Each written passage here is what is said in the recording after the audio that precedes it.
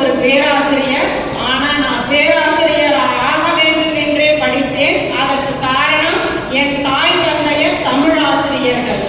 எனக்கு வேதியியல் துறை தான் பிடிக்கும், வேதியியல் துறையை தான் எடுத்தேன். ஆனால் என் தாயார் சொன்னார், வேதியியல் துறை எடுக்காதே, தமிழ் துறையை எடு. ஏனென்றால் ஒரு பள்ளிக்கு 3 தமிழ் ஆசிரியர்கள் தேவை, அறிவியல் ஆசிரியர் ஒருவர் தான் தேவை. ஆகவே நீ விரைவாக